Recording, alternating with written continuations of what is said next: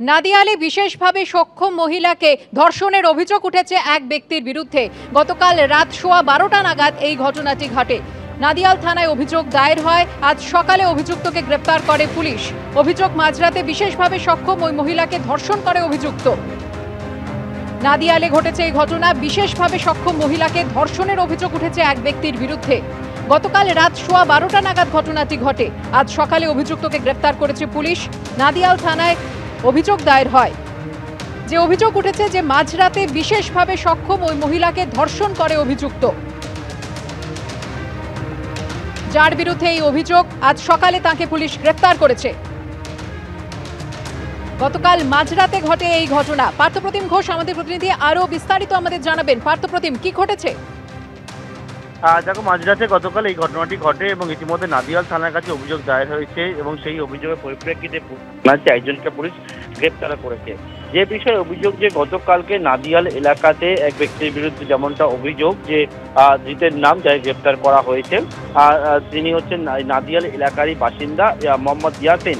তার বিরুদ্ধে অভিযোগ যে তিনি কিন্তু যে বিষয়, সে রাত্রিবেলা 12:15 নাগাদ নাদিয়ালে এলাকাতেই বিশেষভাবে সক্ষম এক মহিলাকে ধর্ষণ করে বলে অভিযোগ। এবং এই গোটা ঘটনার পরবর্তীকালে পুলিশের কাছে গতকাল রাত্রেই অভিযোগ দায়ের হয় এবং সেই অভিযোগের পরিপ্রেক্ষিতে সকালবেলা পুলিশ অভিযুক্ত ব্যক্তিকে গ্রেপ্তার করেছে। তার বিরুদ্ধে ধর্ষণের অভিযোগে মামলা রুজু করা হয়েছে।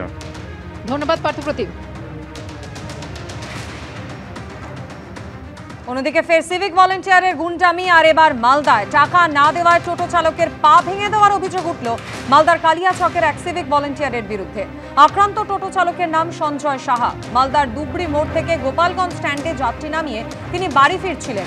মাঝপথে টোটো আটকান কালিয়াচক থানার অধীনে কর্মরত সিভিক ভলেন্টিয়ার তন্ময় ঘোষ। অভিযোগ, টোটো চালকের কাছে 1000 টাকা চান ওই সিভিক ভলেন্টিয়ার তন্ময় ঘোষ। টাকা দিতে রাজি না হওয়ায় সিভিক ভলেন্টিয়ার তাকে বেধড়ক মারধর করেন বলে অভিযোগ। কেড়ে নেওয়া হয় টোটোর চাবি, মারধর করা হয় লাঠি দিয়ে। কালিয়াচক থানার সিভিক ভলেন্টিয়ারের বিরুদ্ধে অভিযোগ টোটো চালকের। ঘটনার তদন্ত শুরু হয়েছে। প্রয়োজনে খতিয়ে দেখা হবে সিসিটিভি ফুটেজ। সিভিক ভলেন্টিয়ারের বিরুদ্ধে গুন্ডামির অভিযোগ নিয়ে এমনটাই দাবি করা হয়েছে পুলিশের পক্ষ থেকে, খবর সূত্রে।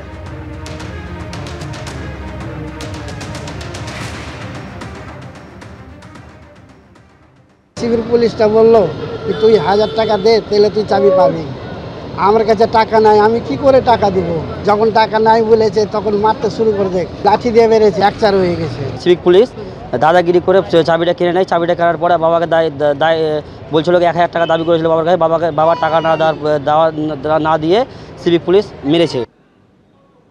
চোখ রাখবো পরের খবরে। ভুয়ো কোচিং সেন্টার খুলে সরকারি চাকরির প্রশ্ন ফাঁসের অভিযোগ উঠেছে। ব্যারাকপুরের ঘটনা, সেখানে কোচিং সেন্টার থেকে গ্রেপ্তার করা হয়েছে। মোহনপুরে কোচিং সেন্টারের 2 জনকে গ্রেপ্তার। আগামীকাল পুলিশ রিক্রুটমেন্ট বোর্ডের পরীক্ষার প্রশ্নপত্র ফাঁসের চেষ্টা, এমনটাই সন্দেহ পুলিশের।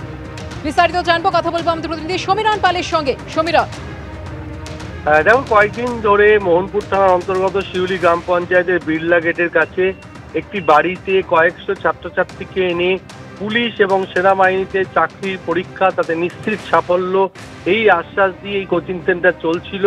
এবং মোহনপুর থানার পুলিশ গোপন সূত্রে খবর পেয়ে পরশু রাতে হানা দেয় এবং সেখান থেকে 2 জনকে গ্রেপ্তার করা হয়েছে এবং তাদের কাছ থেকে বেশ কিছু নথি উদ্ধার হয়েছে।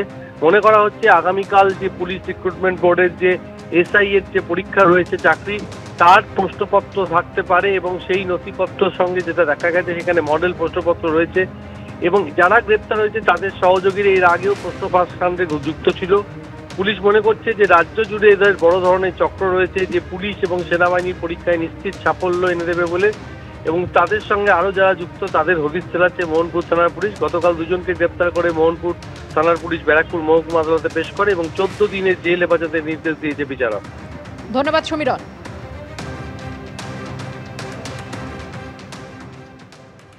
দেখছি সব এসেছিল, আসার পরে মানে পুলিশ টুলিশ ছিল আর কি। আমি অতটা ঠিক মানে দেখিনি, তা অনেকজন ছিল, 400-500 তারও বেশি।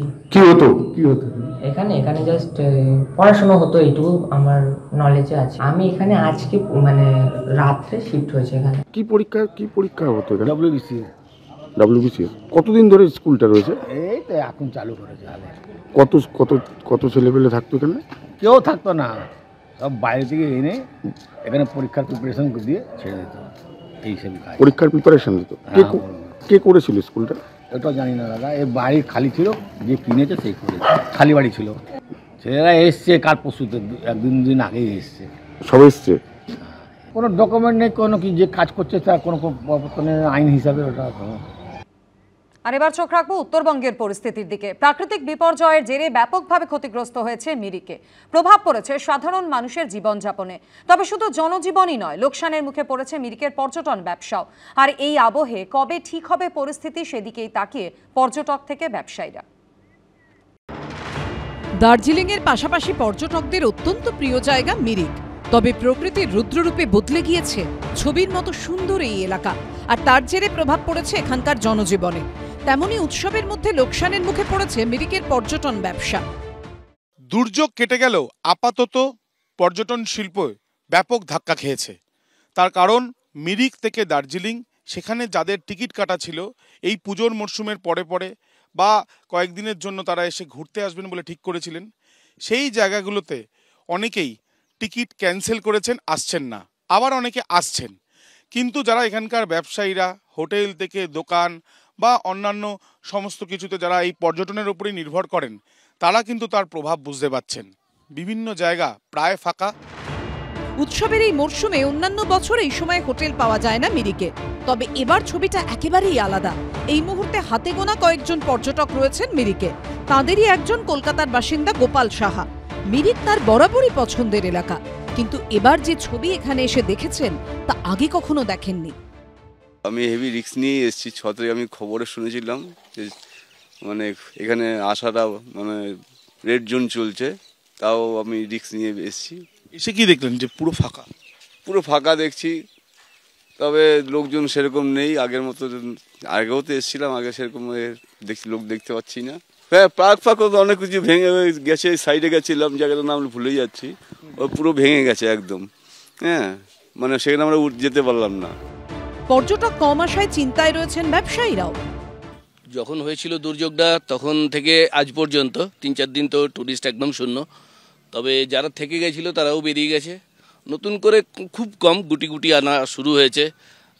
রিস্টোরেশন জব ম্যাক্সিমাম রাস্তারই রিস্টোরেট হয়ে গেছে।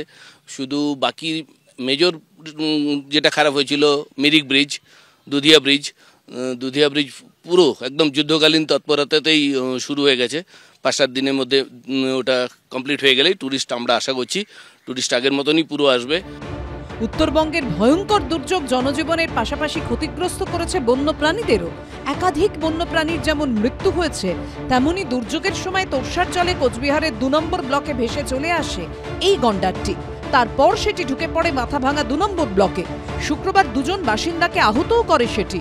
প্রায় 5 দিন ধরে চেষ্টা চালানোর পর অবশেষে এদিন কুন্ডিবাড়ি থেকে গন্ডারটিকে উদ্ধার করে বন দপ্তর। আবির দত্ত, শুভেন্দু ভট্টাচার্য রিপোর্ট, এবিপি আনন্দ।